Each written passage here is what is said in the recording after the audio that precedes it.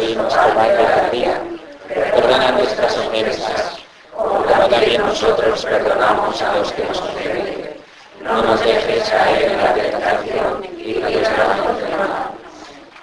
Podéis sentaros. Muy bien. Bueno, pues...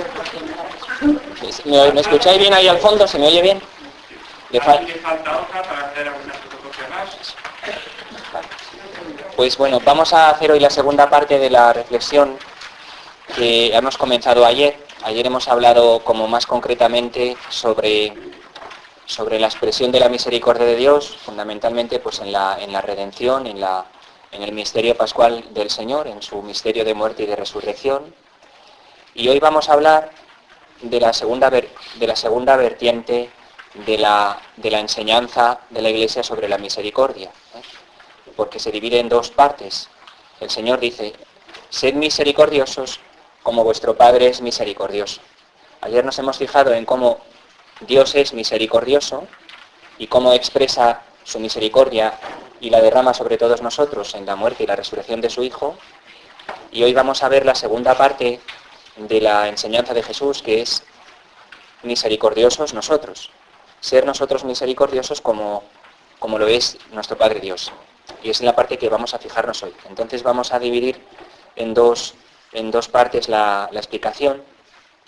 La primera parte voy a tratar de un poco describir cómo la Iglesia, desde los orígenes en los primeros siglos, ha sido la que ha acuñado y explicado y vivido y transmitido también en su propia vida el mensaje de la misericordia de Dios, cómo la Iglesia ha educado siempre a sus hijos en la misericordia de Dios, y cómo en la segunda parte de la charla, pues cómo eso es lo específicamente cristiano, es decir, cómo la vocación del cristiano, la vocación de todos nosotros que estamos bautizados, se traduce en términos de una vocación al amor, que es lo mismo que decir una vocación a la santidad, que es la que hemos recibido todos el día del bautismo.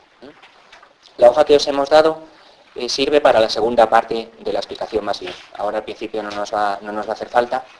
Y si nos da tiempo, y si también vosotros queréis, y puede ser, dependiendo ya con libertad, pues si a mí me da tiempo a explicar esto en el tiempo adecuado, pues podemos dejar un pequeño espacio luego pues si hay alguna pregunta. De manera que intentaría yo pues eso, explicar todo en 45 minutos y que luego hubiese al menos un tiempo de 5, 10 minutos, 15 si se puede, si hay preguntas. Si no las hay, pues nos vamos todos a casa, ¿de acuerdo? Bueno, también pido disculpas de antemano porque hoy es un poco más rollo la explicación, en el sentido de que es un poco más densa y es un poco más teórica, si se quiere decir así. Hay alguna parte que es un poco más descriptiva, ¿no? Y puede ser un poco menos entretenida que ayer, que empezábamos con ese relato de Paul Claudel, que siempre pues ayuda un poco más a la explicación, ¿no? Pues hoy es un poco más, si queréis, un poco más árida la cosa, así que vamos a poder no dormirnos demasiado. Bueno, pues vamos a ver. La primera parte empezamos hablando de la misericordia en la Iglesia Católica desde los orígenes. Como hay que decir es que la misericordia es el estilo de vida del cristiano. Y la Iglesia ha recibido esto de la palabra y la obra del propio Jesús, y es su llamada a vivir en cristiano y a vivir como Cristo, ¿no? Este jubileo extraordinario que estamos viviendo desde el día 8 de diciembre, que el Papa ha proclamado para toda la Iglesia, es una invitación a celebrar y a vivir esta misericordia del Padre. El lema del jubileo es precisamente este: misericordiosos como el Padre, ¿no? Es decir, que estamos llamados a cantar la misericordia de Dios con nuestras obras, con nuestro corazón, con nuestro pensamiento, con toda nuestra vida, ¿no? Como lo han hecho pues todos los cristianos, los profetas, los santos y todas las generaciones de cristianos desde el origen, ¿no? Desde la resurrección de Jesús hasta hoy. Esta invitación de Jesús a ser misericordiosos como el Padre, pues frecuentemente los santos padres, que es a los que vamos a hacer referencia ahora, pues ellos la han siempre traducido en términos de una vocación a la santidad, a vivir el Evangelio en su total radicalidad, ¿no? ¿Quién es el que vive el Evangelio a la perfección? ¿O quién es el que vive el Evangelio con con total entrega, con total fidelidad al Evangelio, ¿quién es? Pues el que vive siendo misericordioso como el Padre, ¿no? Para los santos padres, en su experiencia y en su enseñanza, la invitación a la misericordia y a la santidad van unidas, ¿no? Ellos desde los primeros siglos del cristianismo siempre se han reconocido a ellos mismos en primera persona al escribir y al enseñar, y luego también a toda la Iglesia, pues como gente que somos todos necesitados de la misericordia de Dios, ¿no? De un Dios misericordioso que perdona. Por tanto, necesitados de ser semejantes a Cristo, que es el verdaderamente santo, ¿no? Y esto es la gran noticia, porque esto es posible, ¿eh? Podemos llegar a ser como Jesús, ¿eh? Afortunadamente. Si no, ¿verdad? Pues la vida del cristiano sería una llamada constante a algo que nunca podríamos alcanzar, la santidad. La santidad es algo que puede alcanzar todo cristiano. Si no fuera posible, Dios no nos llamaría a ello, porque Dios no es un Dios cruel, no nos pediría nunca nada que no podemos alcanzar. Podemos alcanzar la santidad con su ayuda y poniendo también nosotros de nuestra parte. Bueno, pues antes de Cristo, y en la cultura antigua, y en la tradición y en la enseñanza griega y latina, previa al cristianismo, la misericordia, digamos que no era lo que estaba de moda. La misericordia es algo específicamente cristiano, y esto hay que decirlo, ¿eh? En el mundo cristiano antiguo, además de con la cultura hebrea, ¿no?, en la que Jesucristo se presentó porque nació como judío, miembro del pueblo judío, el Mesías esperado, el cristianismo, además de tener que confrontarse con la cultura hebrea, también se tuvo que confrontar con el mundo pagano, es decir, con las culturas ajenas al judaísmo, que subsistían también en el tiempo del Señor y en los primeros siglos del arranque de la Iglesia. La filosofía antigua griega se había ocupado del tema de la misericordia y hablaba de él. Pero siempre había diversidad de opiniones, ¿eh? Y había una visión muy distinta de la que ha ofrecido el cristianismo. Para Platón, por ejemplo, la compasión y la misericordia eran un comportamiento contrario al de aquel que seguía por la razón y por la búsqueda de la justicia. Para los antiguos, fundamentalmente la justicia era dar a cada uno lo suyo.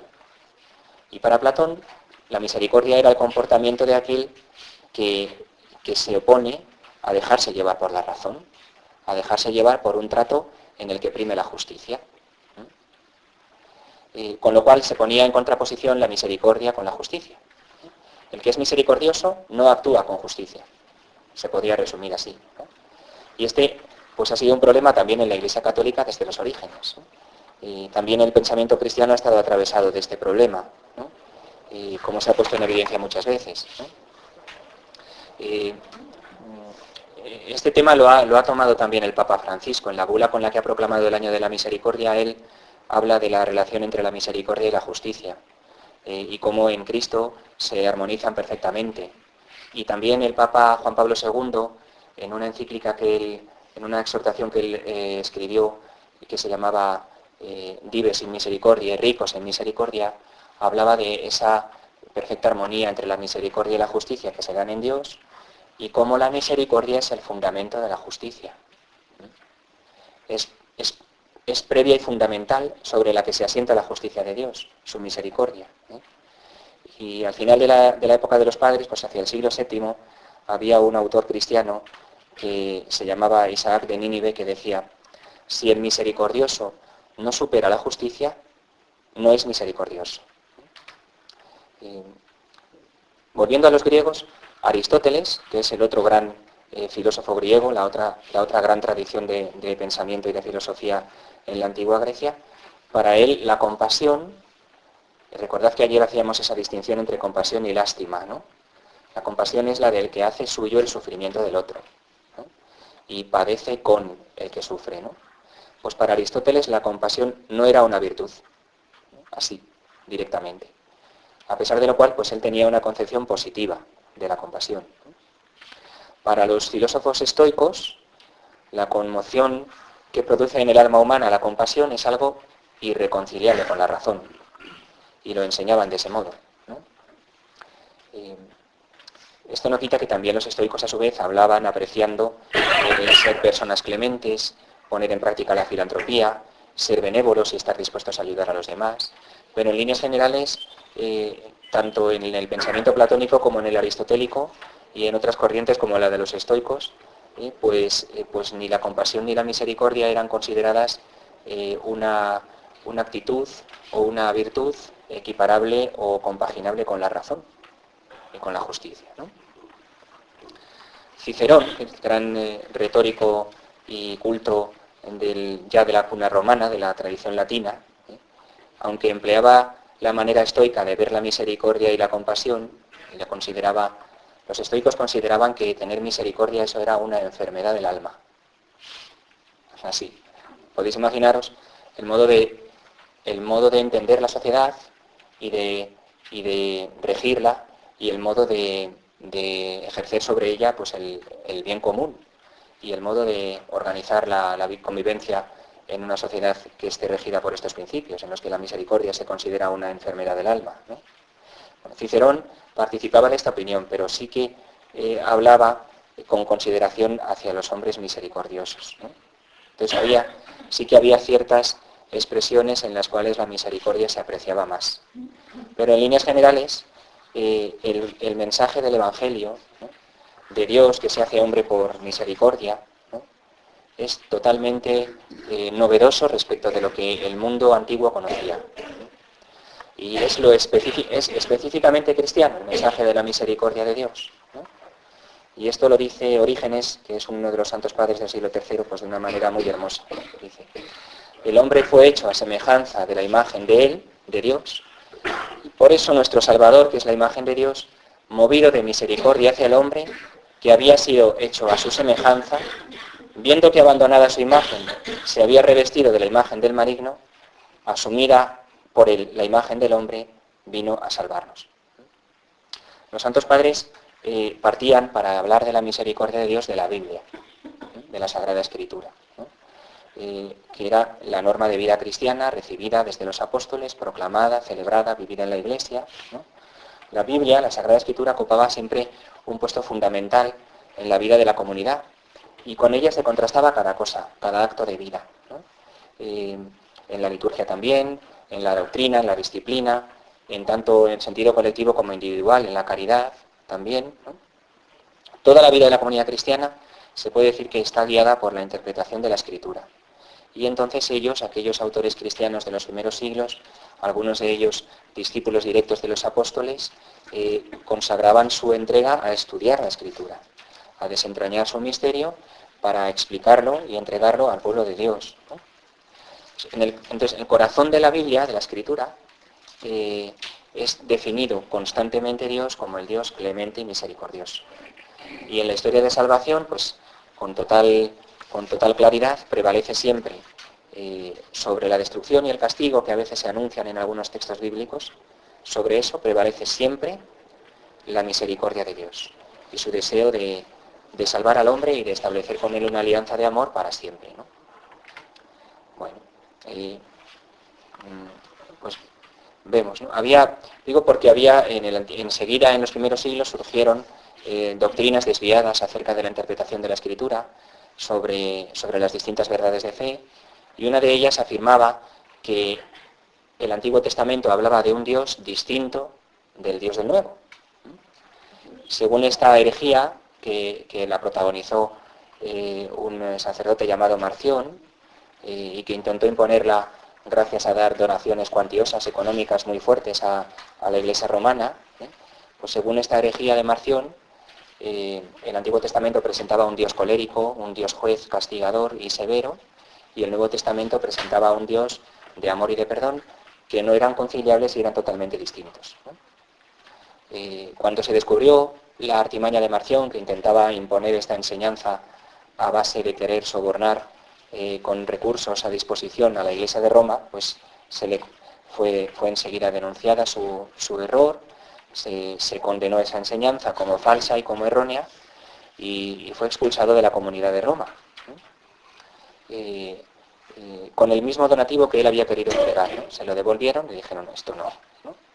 Es decir, desde el comienzo en la Iglesia y en los primeros pasos que la Iglesia va dando, hay un deseo vivo de acercarse a la palabra de Dios para desentrañar lo que Dios ha querido revelarnos sobre sí mismo para nuestra salvación, y en ese revelarnos Dios su rostro se revela el rostro de un Padre de misericordia, ¿no?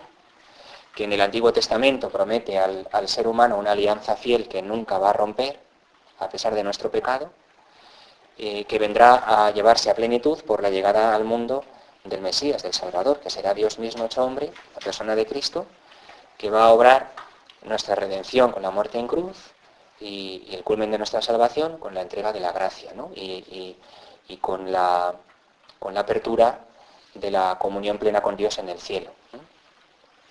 Pues la Iglesia desde siempre ha recibido, desde los primeros siglos, la verdad de la Escritura y la ha querido transmitir de este modo, ¿no? Entonces, misericordia.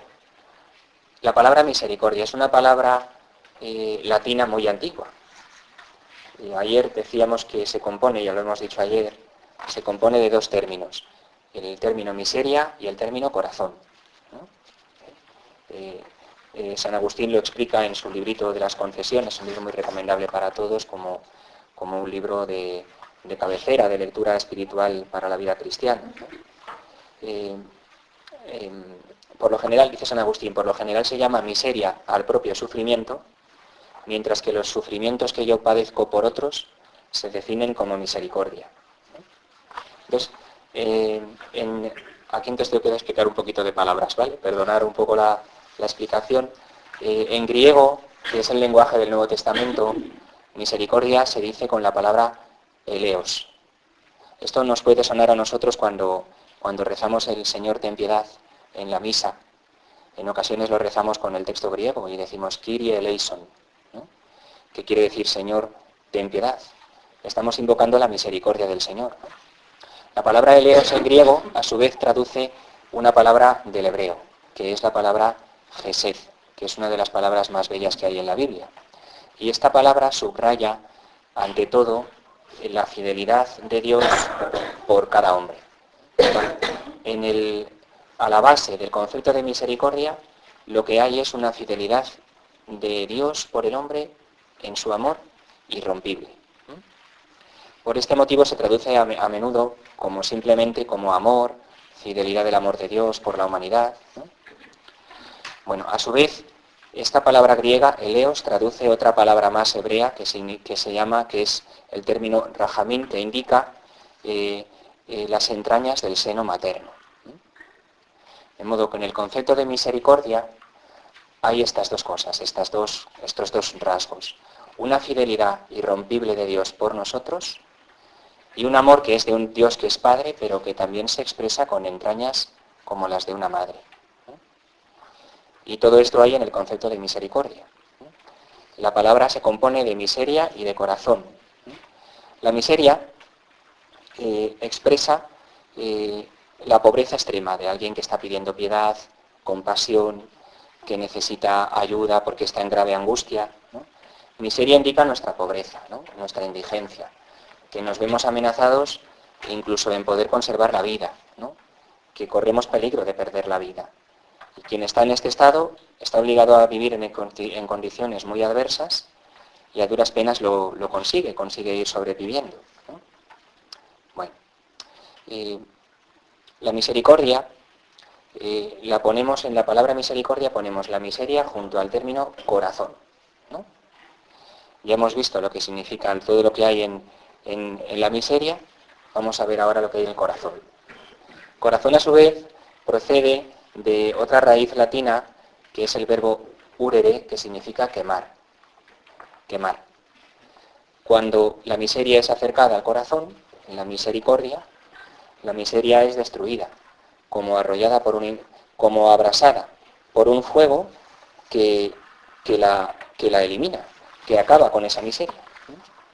Cuando es acercada la miseria del hombre al corazón de Dios, cuando Dios advierte la miseria que está presente en un hombre, Dios no nos juzga, sino que viene en nuestro auxilio. Y nuestra miseria la quema, la destruye. Esto ocurre sobre todo y ante todo, y claramente es el caso, en el sacramento del perdón. Cuando vamos a confesar, nos cuesta, pero lo hacemos, exponemos delante de Dios nuestra miseria. Y Dios lo que hace es borrarla, porque es un Dios de perdón, no es un Dios que castigue, que quiera severamente juzgarnos y señalarnos nuestros delitos para que escarmentemos y nos sintamos culpables de lo que hemos hecho. Nunca hace Dios eso con nosotros. ¿Os imagináis a Jesús haciendo el chiste cuando San Pedro, tan arrepentido, después de haberle negado, se lo encuentra de nuevo resucitado, ¿no? ¿Os imagináis que Jesús, en vez de decirle me amas, por 3 veces le dice, date cuenta de lo que has hecho, que desde luego fíjate y que no se te olvide nunca lo que me has hecho, que me has negado 3 veces? ¿Os imagináis que el Señor le hubiese dicho esto a San Pedro? ¿A que no? Pues no. El Señor lo que hace con nuestra miseria, con nuestro pecado, nuestras fragilidades, es perdonarla, borrarla. Y Dios, cuando perdona, establece un acto creador. Es decir, Dios verdaderamente recrea nuestra condición humana.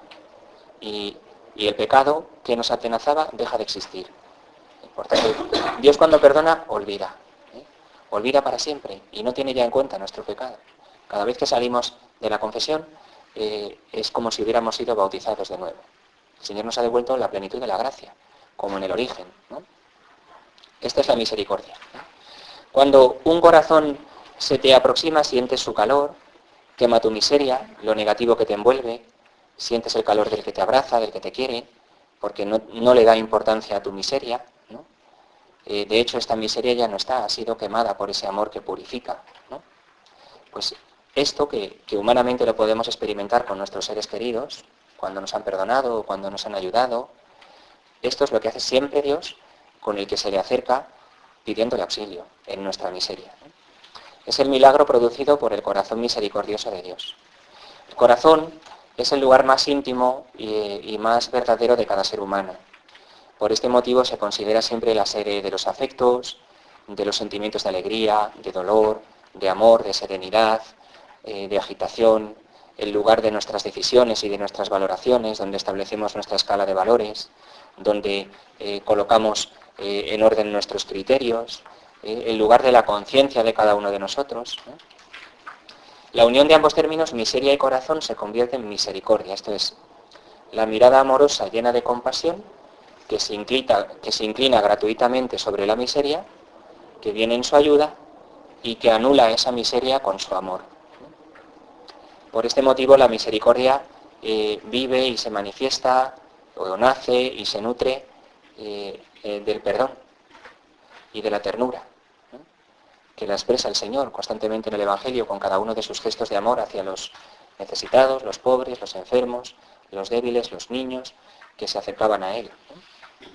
La palabra misericordia indica un corazón dispuesto a intervenir en cuanto se da cuenta de que hay algo que está provocando que una vida se acabe. Dios ve la indigencia del hombre y cómo está abocado a morir y vuelca todo su ser sobre nosotros para evitar nuestro fin, ¿no? La misericordia cristiana se puede encontrar, en definitiva, porque tiene un rostro y tiene un nombre, que es Jesucristo, ¿no? En él la misericordia es el rostro del amor de Dios Padre por cada criatura. Desde antiguo siempre los cristianos, desde el nacimiento de la Iglesia, han sido exhortados por los pastores continuamente a ser misericordiosos, como el Señor nos mostró y como el Señor nos pidió, ¿no? A ser misericordiosos, pero en lo concreto, es decir, en nuestra vivencia cotidiana, poniendo en práctica las obras de misericordia, ¿no?, que, como sabéis, la Iglesia después en su enseñanza ha traducido en el catecismo en las 7 obras corporales, las 7 obras espirituales, ¿no?, pero que al fin y al cabo resumen la vida de un cristiano que se dedica a servir por amor a los demás, ¿no? Durante toda la época de los primeros siglos, en el periodo en el que los adultos eran los que pedían el bautismo, durante el catecumenado, ¿no?, porque, como sabéis, los primeros siglos de la Iglesia, pues los primeros que se bautizaban no eran los niños pequeños, como ahora que vienen los padres a traer a los bebés a bautizar. Los que se bautizaban eran adultos, gente ya como nosotros, que escuchaban el mensaje de la Iglesia, que escuchaban a los apóstoles o a los discípulos predicar, hablar de Cristo, hablar de la resurrección, y cuando creían en el mensaje de la Iglesia, pedían el bautismo, ¿no? Y entonces entraban en el proceso del catecumenado. Se preparaban a lo largo de un periodo largo que podía durar 1 año, 2 años, para recibir el bautismo finalmente, al final de todo el proceso de catequesis. Aquellos adultos que entraban en el catecumenado para ser bautizados, con la oración del Padre Nuestro se les enseñaba a ser capaces de misericordia. A ser capaces de misericordia. Sobre todo apoyando esto en la conciencia del hombre de que es un ser limitado. La educación cristiana y la misericordia se basaba en educar a la gente, en tomar conciencia de que todos experimentamos una realidad común en la que venimos al mundo de dificultad, de debilidad, de fragilidad, de que todos estamos desgarrados por una misma herida, todos somos igual de pobres, ¿no? Todos somos igual de limitados, todos tenemos nuestros fallos y nuestros defectos, todos experimentamos una condición de indigencia, de necesidad de ayuda, que ninguno de nosotros somos Dios, que ninguno podemos considerarnos superior o mejor que los demás, ¿no? Que todos ante Dios somos iguales porque tenemos una misma dignidad, porque estamos hechos a su imagen, pero también somos iguales ante Dios porque somos criaturas limitadas, ¿sí? Que Él nos ha creado buenos, pero nosotros somos imperfectos, porque nos dejamos llevar por nuestro pecado y porque no tenemos la capacidad que Dios tiene de acertar siempre. En nosotros la participación del amor de Dios pues no la ejecutamos, no la llevamos a cabo siempre en plenitud, ¿no? Todos necesitamos de una misma misericordia. Se enseñaba desde antiguo a los que iban a ser bautizados a no descargar el mal sobre el otro. Cuando el mal no se multiplica, pierde su fuerza. Cuando la cadena del mal se detiene, ya no se extiende, ya no continúa su efecto destructivo. Si yo aprendo que no tengo que pagar con la misma moneda al que me ha hecho daño, detengo en el mundo la cadena del mal que se extiende. Y el mal comienza a perder su fuerza. Si somos capaces de hacer esto, entonces, y ya no actuamos bajo las fuerzas del mal, juzgándonos, odiándonos, matándonos, guardándonos rencor, no queriendo perdonar, sino que mirándonos y descubriendo que todos somos igual de pecadores, somos capaces de decir juntos, perdona nuestras ofensas, pues entonces el mal pierde su fuerza en el mundo. Y en el mundo, al contrario, empieza a cobrar más fuerza el reino de Dios que quiere abrirse paso. Pues así se enseñaba desde el comienzo, en los antiguos, a los cristianos, a los que iban a ser bautizados, en términos de convivencia, de ayuda recíproca de unos a otros, de no detenerse más de lo necesario en juzgarse unos a otros, en negativo, ¿no? Si el prójimo peca contra mí y yo le devuelvo con la misma medida, me olvido de la misericordia. Y entonces decían, es como si volvieseis a ser paganos. La vida en Cristo que queréis abrazar es una vida en la que ya no debemos actuar así. Si actuamos así, actuamos como quienes no han conocido a Cristo.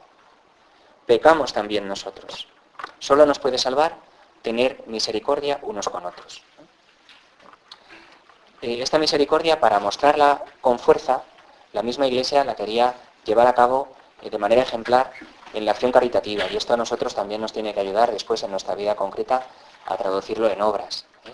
En la acción caritativa, desde siempre y desde antiguo, destacó la Iglesia de Roma.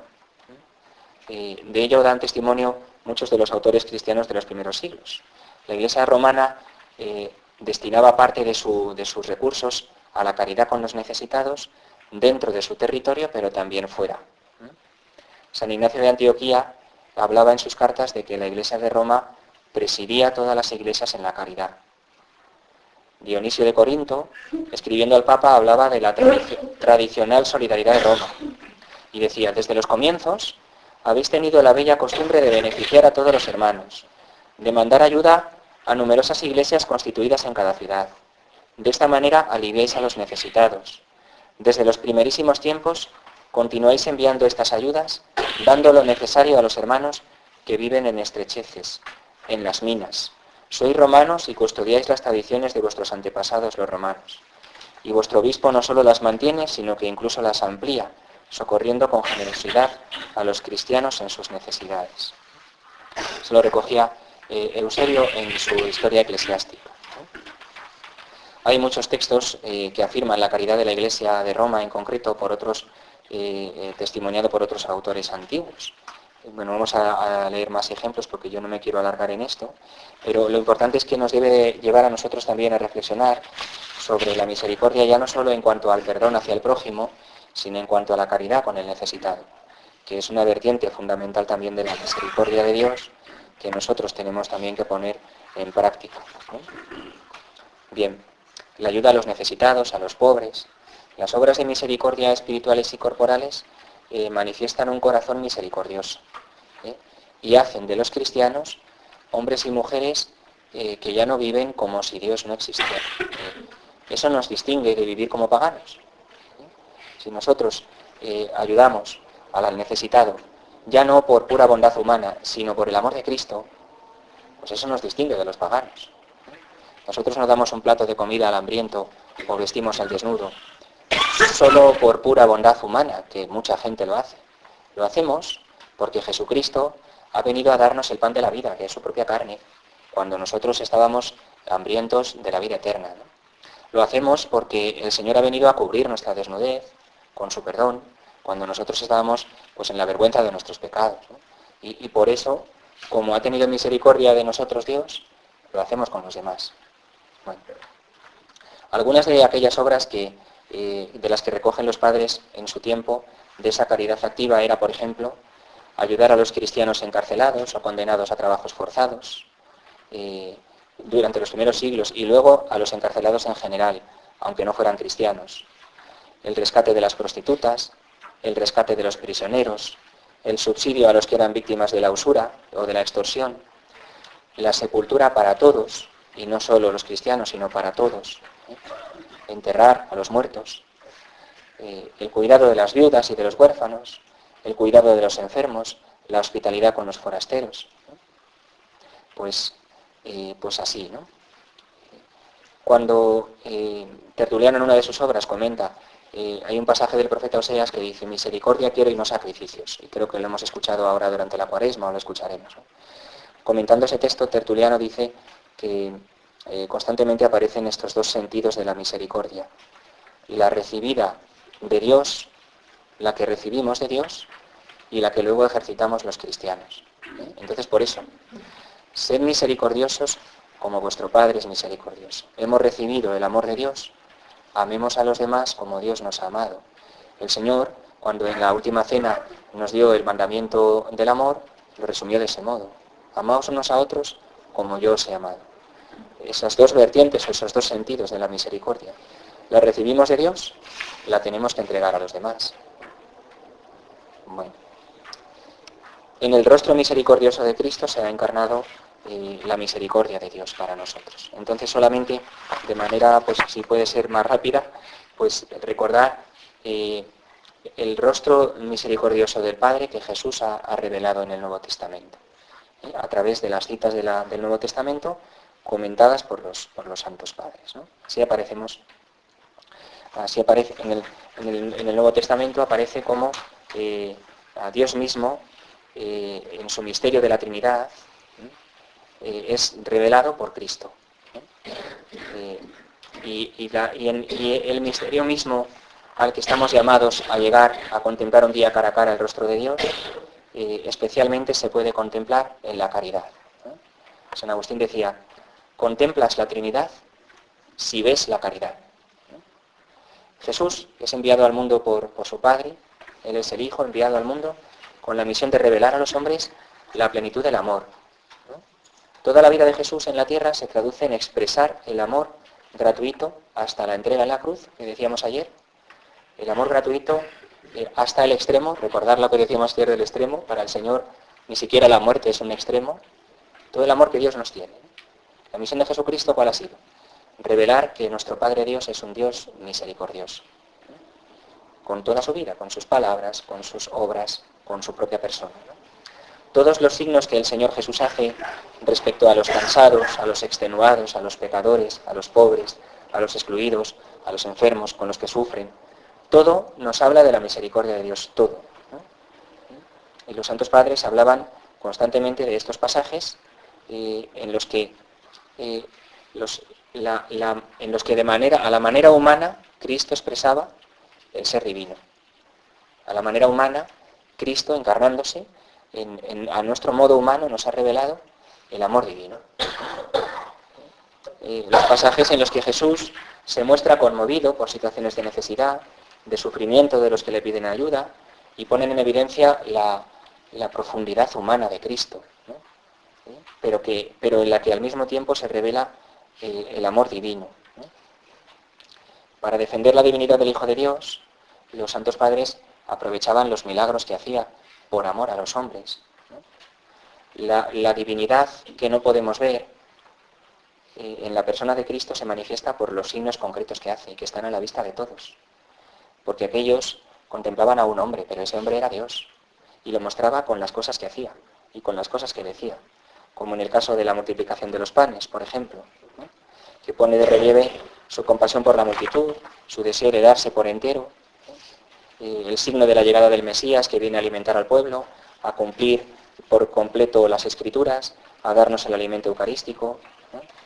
Sobre este milagro de la multiplicación de los panes, por ejemplo, los padres decían que esa misericordia recibida se difunde, redunda en beneficio de todos, y eso lo expresa el hecho de que sobren 12 cestas llenas, ¿no? de las obras de los panes. Y exhortaban a los cristianos a actuar de ese modo. Nadie diga, yo no tengo medios adecuados para socorrer al otro. Yo lo que puedo hacer es muy poco y no basta para tantos. Que nadie diga eso. Acoged a los extranjeros. Venced aquella renuencia que no lleva a la recompensa. El Señor multiplicará muchas veces lo poco que tenéis, más allá de toda expectativa. Decía, por ejemplo, San Cirilo de Alejandría, ¿no? Esto, por cierto, es, por desgracia, dramáticamente actual, ¿eh? Con todo el drama que estamos conociendo en los últimos tiempos de los emigrantes, ¿no? Y del problema de la inmigración. Jesús manifiesta también el amor de Dios en el pasaje de la viuda de Naín, ¿no? ¿Recordáis? Cuando resucita a su hijo que estaba muerto en el cortejo fúnebre que va saliendo de la ciudad, ¿no? Todos recordamos estos pasajes, ¿no? En la viuda que llora por el hijo muerto, los padres de la Iglesia ven la imagen de la Iglesia, que reza por los que sufren, que es esposa de Cristo, que se conmueve ante los dramas de los hombres que están solos, que se quiere comprometer a socorrer a las personas con el perdón, con los sacramentos, con las obras de misericordia, ¿no? La madre dolorida que lloraba por su hijo, aquella viuda de Naín, era la Iglesia que llora por nuestros pecados, que nos llevan a la muerte, ¿no? Cuando hemos sido engendrados en el bautismo, ¿no? El pasaje también de los endemoniados de Gerasa, ¿no? Del endemoniado de Gerasa, perdón, ¿recordáis aquel pasaje que el Señor dice pues cura a aquel endemoniado haciendo que los demonios vayan a aquella piara de cerdos que estaban allí en la falda del monte, que se arrojan al mar y se ahogan, ¿no? Es un poco peculiar, un poco pintoresco ese pasaje.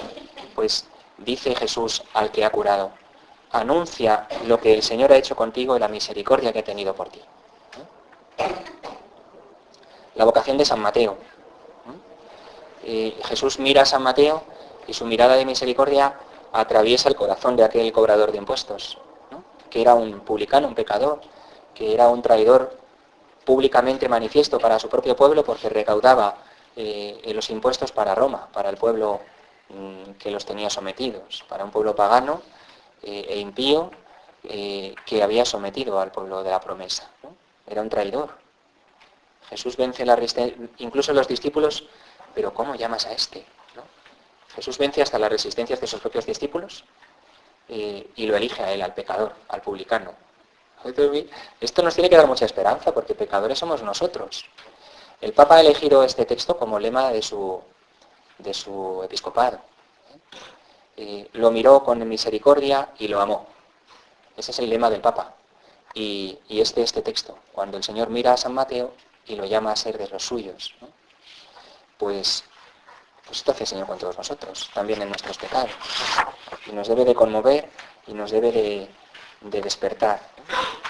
La parábola del buen samaritano, sobre todo, y los textos de las parábolas de la misericordia, ¿no? Recordáis la oveja perdida, la moneda perdida y la parábola del hijo pródigo ante todo, ¿no?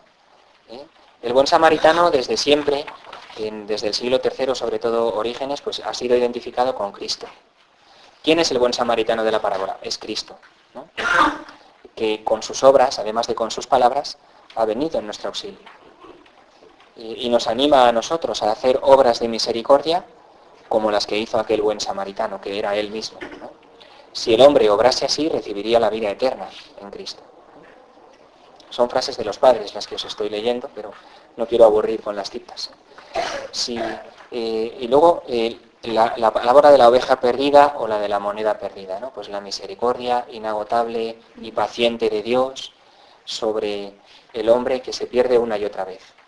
Y que una y otra vez a encontrarlo otra vez y a perdonarlo otra vez, ¿no? Cada conversión lleva alegría a las potencias del cielo, ¿no? En la parábola del hijo pródigo, cuando aparece el Padre misericordioso, es donde encuentra su culmen la reflexión sobre la misericordia del Padre en la Escritura. El Padre Dios corre a tu encuentro porque te escucha cuando todavía estás reflexionando contigo en el secreto del corazón. En el correr al encuentro del Padre está su abrazo de clemencia. Luego, el texto del Evangelio de la misa de hoy. San Pedro le dice a Jesús, ¿cuántas veces tenemos que perdonar? ¿Hasta 7 veces? ¿No? Y dice el Señor, hasta 70 veces 7. ¿No? Jesús nos enseña que tenemos que conceder el perdón sin medirlo ni contarlo. Y no debemos pensar en cuántas veces perdonamos, sino en dejar de indignarnos contra aquellos que pecaron contra nosotros cada vez que hubo ocasión de hacerlo. Perdonar sin medida, ¿no? Es la garantía de ser a nuestra vez perdonados también nosotros sin medida, ¿no? Y el Señor dice, no hagas a otro lo que a ti no te agrada, ¿no? Trata a los demás como quieres que ellos te traten, ¿no? Pues el Evangelio de hoy une ambos porque van seguidos, ¿no? La pregunta de San Pedro, ¿cuántas veces tenemos que perdonar? Y acto seguido Jesús dice hasta 70 veces 7. Y le pronuncia la parábola del siervo despiadado. La hemos escuchado en la misa, y imagino muchos de vosotros habéis estado en misa hoy. Aquella del que el amo, el dueño de la hacienda le perdonó la deuda porque tuvo compasión y le perdonó lo que tenía que pagar. Y cuando salió por la puerta encontró a uno que le debía una cantidad infinitamente menor, que lo estrangulaba diciendo págame lo que me debes, y lo metió en la cárcel hasta que pagara la deuda, ¿no? Y cuando el dueño de la hacienda se enteró, llamó a aquel siervo malvado, le reprendió por su actitud y a su vez fue a él a quien lo encarceló hasta que pagase la deuda. Dice Jesús, lo mismo hará con vosotros vuestro Padre del cielo si no perdonáis de corazón a vuestro hermano.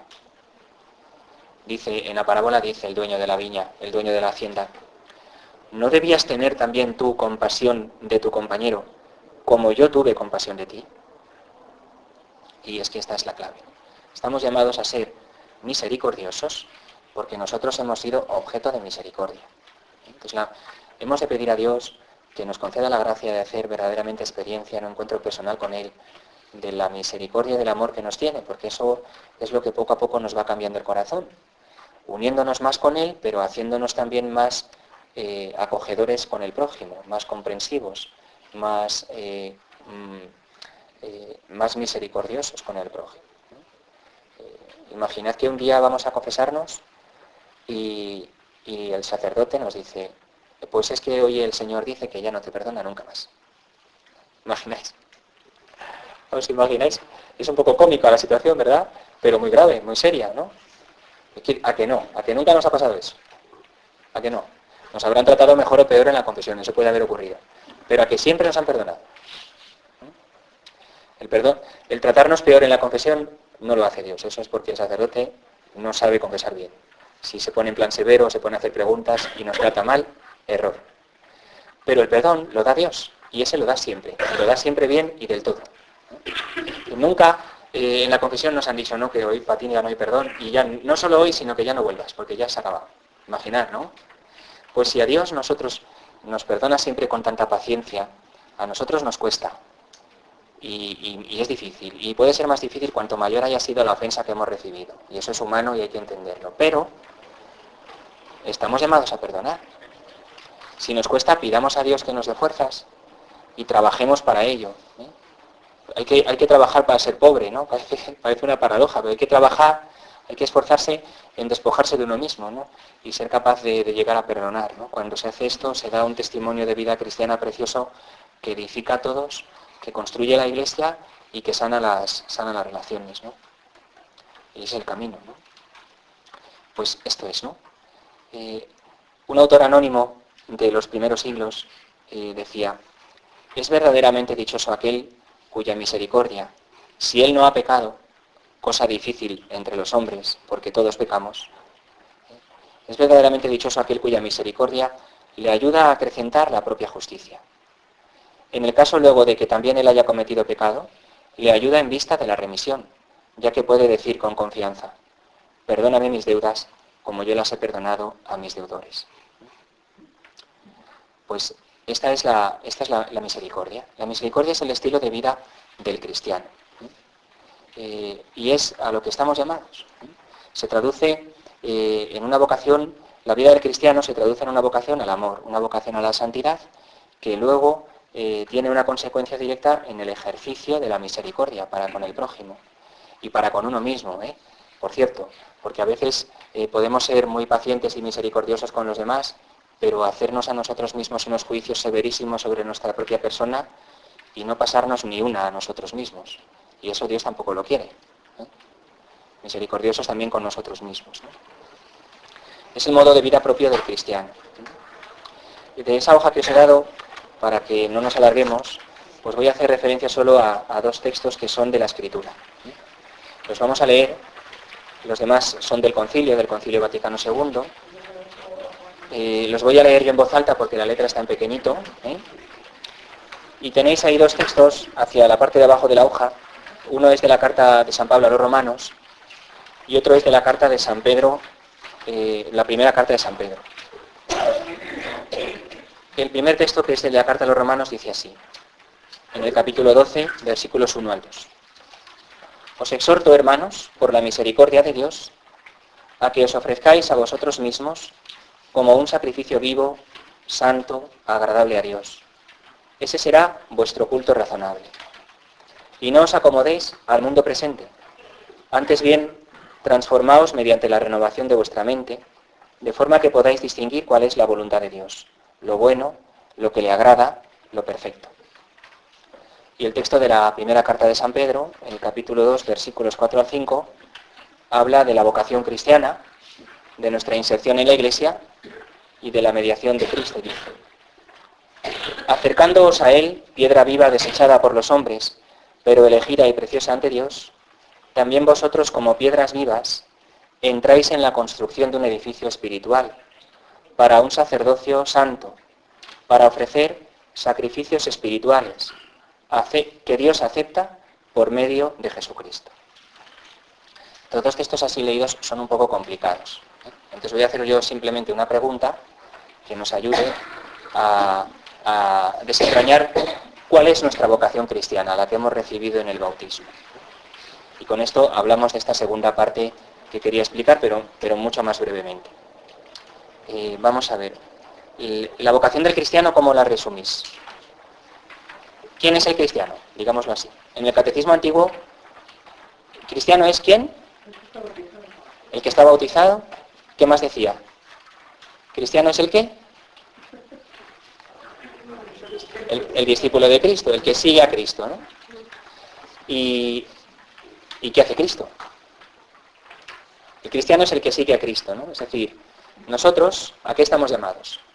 A hacer lo que hace Jesús, a vivir como Jesús. ¿Cuál es la vocación del cristiano? Vivir como Cristo, vivir a lo Jesús. Vivir la vida cristiana, ¿cuál es? La vida de Cristo en mí. Dejar que Jesús pueda llegar a ser Él mismo el que viva en mí, su propia vida. Vivir como Jesús. Hasta tal punto llegue yo a dejarle a Él transformar mi ser, que yo le transmita a Él, que Él pueda vivir a través mío, que sea Él y no yo, que sea otro Jesús para los demás. Esa es la vocación del cristiano. Esta vocación la hemos recibido en el bautismo. Desde el día en que fuimos bautizados, hemos sido incorporados a Cristo, hemos sido hechos miembros de la Iglesia, hemos sido hechos cristianos, ¿no? Muy bien. Y entonces hay que hacer lo que hace Jesús. ¿Estamos de acuerdo, no? Vale. Ahora, ¿qué hace Jesús? A lo práctico. Pensemos cada uno de nosotros en lo que tenemos que hacer un día cualquiera de nuestra vida cotidiana. Desde que me levanto hasta que me acuesto. Vamos a pensarlo, ¿vale? Entonces, desde que me levanto, tengo estas ocupaciones, o tengo mi familia, tengo un trabajo, o algunos tenemos trabajo, otros a lo mejor no, por desgracia, tengo los estudios, tengo los niños, o tengo los nietos, o tengo también obligaciones y responsabilidades en mi parroquia, en mi comunidad. Todo lo que tenemos que hacer de la mañana a la noche. Tenemos encuentros muy agradables, tenemos tiempos de vacaciones, tenemos momentos de descanso, también hay responsabilidades, hay trabajo, hay que esforzarse, hay que sacrificarse.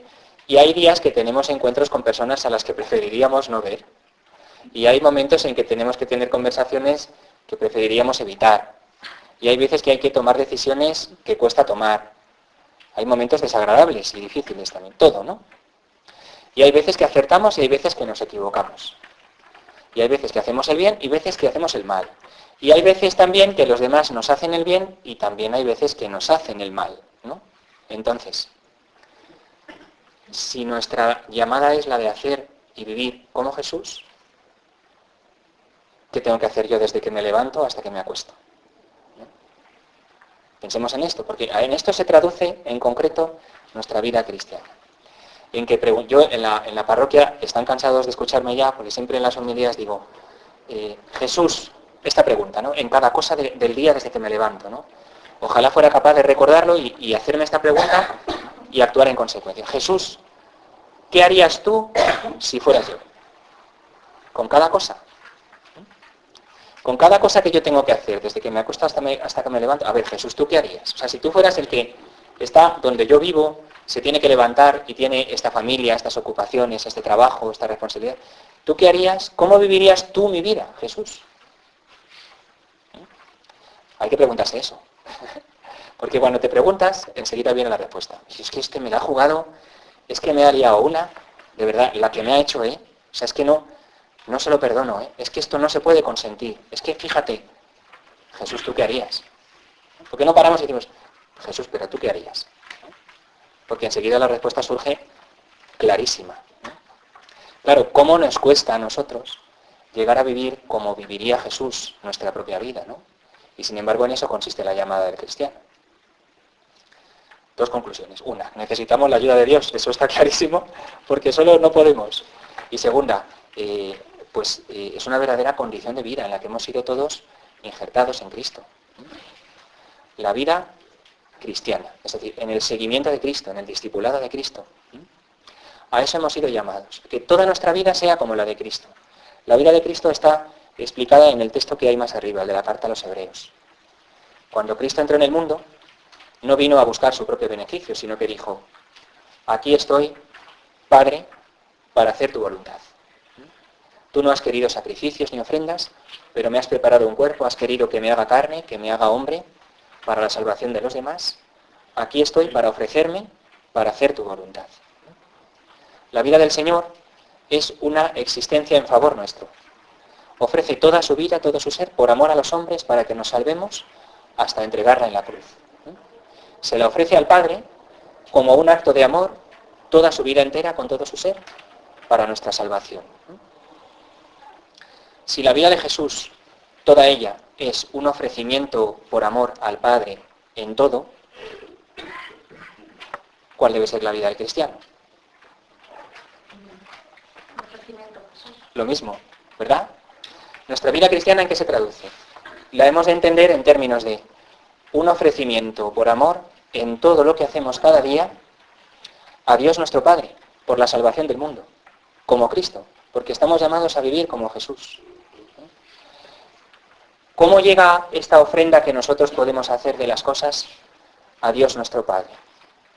Por medio de Jesucristo. Cuando nosotros venimos a la Eucaristía, traemos nuestra vida ante el altar. Por la mediación de Cristo, nuestra ofrenda de vida llega a Dios Padre. Hemos recibido esta vocación en el bautismo, hemos sido configurados con Cristo en el bautismo y estamos llamados a convertirla en una ofrenda de amor, como la de Jesús, ofrecida al Padre en la Eucaristía. La vida del cristiano empieza en el bautismo y llega a culmen cada día en la Eucaristía, porque ahí es donde nuestra ofrenda puede llegar a Dios Padre. Cristo la toma, la hace suya, la presenta al Padre. Entonces, cada cosa, es decir, cuando me levanto, cuando tengo que llevar a los niños al colegio, cuando mis hijos me traen a mis nietos para que yo los cuide el tiempo que ellos van al trabajo, cuando tengo que ir a estudiar, cuando tengo que trabajar en algo en la parroquia o en la comunidad cristiana, cuando en todo. Cuando tengo que perdonar al que me ha ofendido, cuando tengo que tener esa conversación que preferiría evitar, cuando tengo que hacer mis responsabilidades más áridas y más aburridas, pues Señor, te lo ofrezco. Y lo que sea más costoso, más difícil y más desagradable, te lo ofrezco aún más, porque sé que precisamente tiene más valor. Lo uno a ti en tu cruz, ¿no? Por amor al mundo, ¿no? Por amor a los demás. Nuestra vida cristiana es un verdadero ofrecimiento al Padre, unido al de Cristo, por la salvación del mundo. Y esta condición de ofrenda en la que hemos sido todos bautizados es un verdadero sacerdocio. Y la Iglesia lo llama sacerdocio. Sacerdote es el que ofrece, el que ofrece en nombre del pueblo, el que ante Dios ofrece en favor de todo el pueblo, ¿no? Jesucristo es el único y sumo sacerdote porque ha ofrecido su vida al Padre por todos los hombres, ¿no? De ese sacerdocio, con su autoridad y en su nombre, para predicar la palabra de Dios, para cuidar la doctrina, para celebrar los sacramentos, participamos los sacerdotes como Moncho, como Martín, como yo, en el sacerdocio ministerial que el Señor ha instituido. Pero hay un sacerdocio que es común para todos los fieles, para todos los cristianos, que se recibe el día del bautismo y que es esta llamada a hacer de nuestra vida una ofrenda en amor al Padre por todos los hombres, cada día, y que se culmina en la Eucaristía. Por eso la Eucaristía no la celebra solo el sacerdote, la celebramos todos. La Eucaristía no tendría sentido si existiera solo el sacerdote o si existiera solo el pueblo y no estuviera el sacerdote, todos. Es un verdadero sacerdocio nuestro. Y este sacerdocio, que es una ofrenda de amor, en su corazón tiene esta llamada al amor, a la ofrenda, a la misericordia.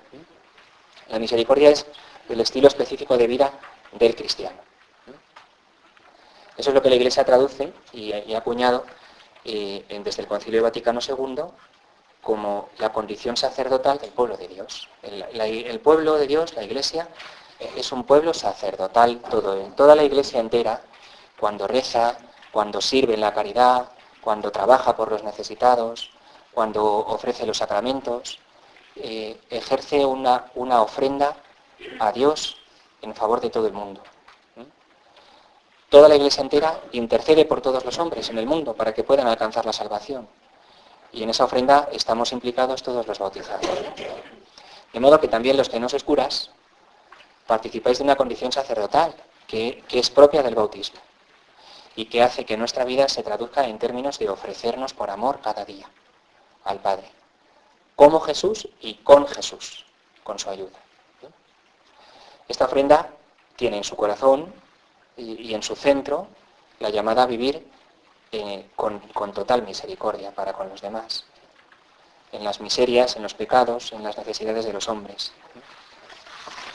El tenor de vida del cristiano es completamente distinto del que vive el mundo.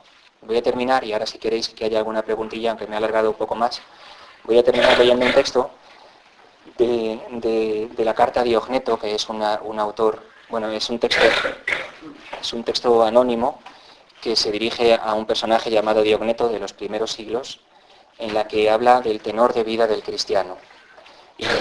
Y creo, lo he querido poner aquí porque me parece que explica muy bien cómo debe vivir el cristiano y que es actual para todo tiempo, ¿no? Y explica muy bien cuál es el estilo de vida del cristiano en que específicamente está esa misericordia de Dios, ¿no? Y dice así, y se refiere a todos nosotros, a ti, a mí, a todos. Dice: los cristianos no se distinguen de los demás hombres ni por el lugar en que viven, ni por su lenguaje, ni por sus costumbres.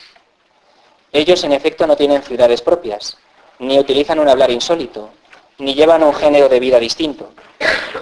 Su sistema doctrinal no ha sido inventado gracias al talento y especulación de hombres estudiosos, ni profesan como otros una enseñanza basada en autoridad de hombres. Viven en ciudades griegas y bárbaras, según les cupo en suerte. Siguen las costumbres de los habitantes de su país, tanto en el vestir como en su estilo de vida. Y sin embargo, dan muestras de un tenor de vida admirable y, a juicio de todos, increíble. Habitan en su propia patria, pero como forasteros. Toman parte en todo como ciudadanos, pero lo soportan todo como extranjeros. Toda tierra extraña es patria para ellos, pero están en toda patria como en tierra extraña. Igual que todos, se casan y engendran hijos, pero no se deshacen de los hijos que conciben. Tienen la mesa en común, pero no el lecho. Viven en la carne, pero no según la carne. Viven en la tierra, pero su ciudadanía está en el cielo. Obedecen las leyes establecidas, pero con su modo de vivir superan estas leyes. Aman a todos, y todos los persiguen. Se los condena sin conocerlos. Se les da muerte, y con ello reciben la vida. Son pobres y enriquecen a muchos. Carecen de todo y abundan en todo.